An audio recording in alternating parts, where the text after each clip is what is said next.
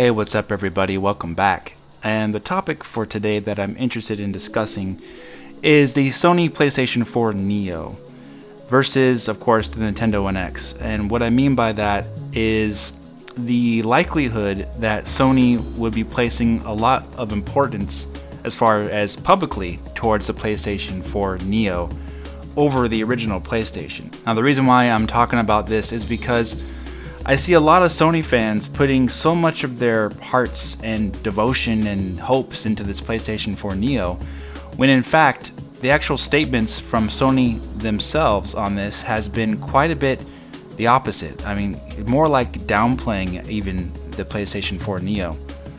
And the reason why I say this is because, guess what? The PlayStation 4 has sold over 40 million consoles worldwide, and it's extremely successful. Basically, it's knocking it out of the park as far as console sales are concerned. So if Sony were to release the PlayStation 4 Neo and make it the prime focus, putting all kinds of advertising budget into it and really marketing it as something that is a PlayStation 4 killer, guess what's going to happen to their momentum? It's going to be completely stagnated by this PlayStation 4 Neo. The PlayStation 4 is doing just fine as it is right now. It doesn't really need to have a console successor right now. So in my opinion, Sony is making a mistake in releasing the PlayStation 4 Neo. The rumor is it's going to be released at the end of this year, holiday. Now, as we all have seen, Sony did not show the PlayStation 4 Neo at E3. It elected not to show it, but focus on PlayStation 4 games and the future of PlayStation 4 in general.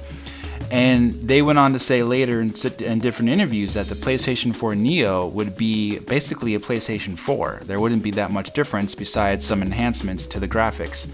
They didn't want to make it overbearing over the original PlayStation 4, basically. So a PlayStation 4 Neo is still PlayStation 4.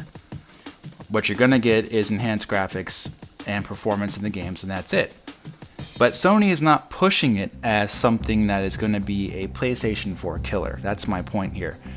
So with all the rumors going around with the PlayStation 4 Neo and of course the Nintendo NX since 2015 of the NX being more powerful than PlayStation 4 as the console version of it, a lot of Sony fans are, staking everything on this PlayStation 4 Neo, saying like, oh, the NX, it's fine, it's going to be more powerful than PlayStation 4, yeah, but it's not going to be as powerful as PlayStation 4 Neo. Neo's going to kill the NX. So what are you saying there? So basically the Neo will kill the NX, but if the Neo is more powerful than the NX, and the NX is more powerful than the PlayStation 4, it's going to be killing the PlayStation 4 too, right?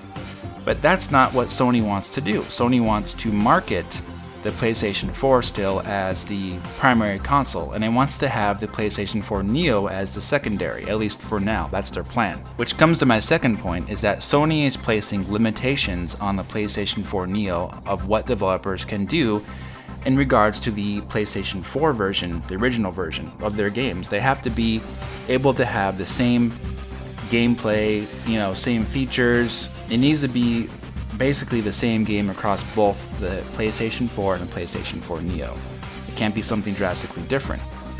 So basically there is not going to be exclusive titles for the PlayStation 4 Neo. They have to be also on the PlayStation 4. In my opinion, that is a big disadvantage of the PlayStation 4 Neo, because if they didn't have those limitations, developers could make exclusive games tailor-made to their higher powered graphic fidelity of the PlayStation 4, exclusive features, the system is nearly 3 times as powerful as the PlayStation 4. So if they're just using all that power just to increase frame rate and resolution, most people are not going to be seeing that much of a difference in the games themselves, besides the extreme hardcore gamer who wants to buy that for their 4K TV or whatever like that. So, but the majority of people don't have that, in the United States at least. Over 90% still have either a regular HD TV or even a standard definition TV still. 4K TVs have not become mass market yet. They're getting there, but they're really not there yet. So to think that the PlayStation 4 Neo is going to be an NX killer in regards to power, I just don't see it personally, in my opinion. Now, Nintendo, on the other hand, has a great opportunity, since the NX more than likely is not going to be backwards compatible with the Wii U. And it doesn't have to rely on some other system that is already on the market, like the PlayStation 4, for example, versus the Neo. Nintendo could theoretically market the Nintendo NX as being a system with no limits. Basically having developers, third parties, and their own games can have no limits as regards what they can do with the system, because they don't have to worry about any other platform, just developing for the NX itself. So this could be a huge advantage for Nintendo if they market it correctly. Now, granted, they've had big problems with their marketing over the last 5 years. The Wii towards the end and the Wii U, they really kind of dropped the ball with their marketing plan. So Nintendo, I think, really has a golden opportunity here. They have the technology's out there. AMD has had these chips, primed and ready to go, and they are at a budget price. Everyone thinks that this high-powered stuff is just so expensive, but it really isn't, like I've said many times before. And remember, Nintendo is the grandfather of core gaming. They are not going to abandon core gaming. If you played Zelda, if you've seen Zelda, that is a core game. So Nintendo is not going anywhere in regards to core gaming. They are not going to be making casuals their prime focus. Yeah, they want casuals to be on their platform, but core gaming is definitely where they're going to be putting their efforts in to get those core gamers back to playing their systems, because that's where all the dedicated gamers are. They're playing core games. The casual market is fickle. They want the casual market. They want that, of course. So with the NX, I think they'll be trying to go for that, but I do really think that core gaming is going to be their primary focus, because they have a lot to make up for with what happened with the Wii U, obviously, and they know it.